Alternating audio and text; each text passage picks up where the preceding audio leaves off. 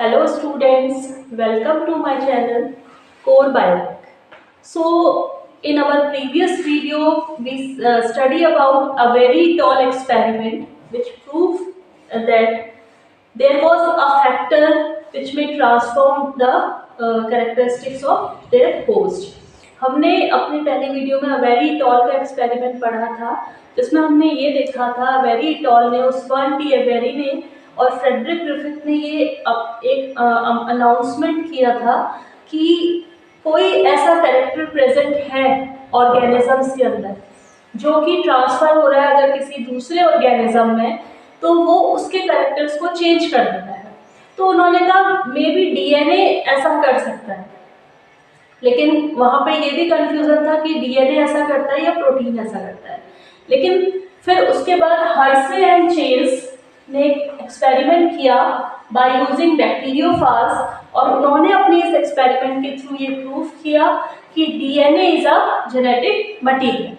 तो Hershey and chase ने क्या किया, इन्होंने एक बैक्टीरियोफाज लिया, बैक्टीरियोफाज के जो डीएनए वाला पार्ट था उस डीएनए को उन्होंने रेडियो लेबल किया फॉस्फोरस 32 से और जो प्रोटीन कोड वाला पार्ट था उसका बाहर का जो ये प्रोटीन कोड है उसको उन्होंने रेडियो लेबल किया सल्फर 35 से। अब फॉस्फोरस से डीएनए को क्यों किया और सल्फर से प्रोटीन कोड को क्यों किया वो आप सब जानते हैं, क्योंकि डीएनए में फॉस्फोरस प्रेजेंट होता है बैकबोन में। अगर हम डीएनए की डबल हेलिक्स की बात करें तो सुगर फॉस्फेट की बैकबोन होती है तो फॉस्फेट ग्रुप प्रेजेंट होता है, इसलिए यहाँ पे फॉस्फोरस को लिया, P32 को लिया, रेडियो एक्टिव फॉस्फोरस 32 को लिया और प्रोटीन्स में सल्फर प्रेजेंट रहता है। अमाइनो एसिड्स में अगर हम देखें मेथिओनिन में प्रेजेंट है, तो इसलिए प्रोटीन्स को इन्होंने सल्फर 35 से रेडियो लेवल किया और इस रेडियो लेवल बैक्टीरियोफाज को इसने होस्ट के साथ इंटरेक्ट कराया। तो उन्होंने देखा होस्ट के साथ मिक्स किया, होस्ट बैक्टीरिया के साथ मिक्स किया, तो इन्होंने देखा कि क्या होता है इसके आगे। उन्होंने इसको ग्रो कराया, इसका कल्चर कराया, तो उन्होंने देखा कि जो डीएनए वाला पार्ट है, जो ये बीच का P32 वाला पार्ट है वो इसके अंदर गया, फिर और जो हमारा प्रोटीन कोड था वो बाहर रिमूव हो गया।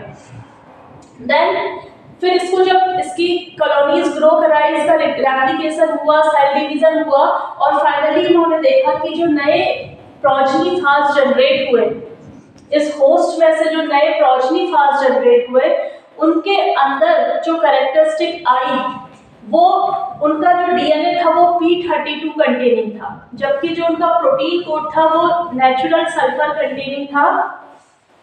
बट जो इनका न्यूक्लिक एसिड था, यहाँ पे जो फॉस्फोरस प्रेजेंट था वो P32 था। तो उसके थ्रू इन्होंने ये प्रूव किया कि जो सिर्फ ये वाला पार्ट है, जो डीएनए वाला पार्ट है, यही कैरेक्टरिस्टिक्स को ट्रांसफर करता है और एक जनरेशन से दूसरे जनरेशन तक जाता है, ना कि प्रोटीन। सो इस एक्सपेरिमेंट के थ्रू हर्से एंड चेज ने ये प्रूव किया only DNA is a genetic material. इस एक्सपेरिमेंट से पहले बहुत सारे डिलेमास थे, बहुत सारे कंफ्यूजन्स थे। कुछ कहते थे प्रोटीन ट्रांसफर हो रहा है एक जनरेशन से दूसरे जनरेशन में या कैरेक्टर्स को ट्रांसफर करा रहा है।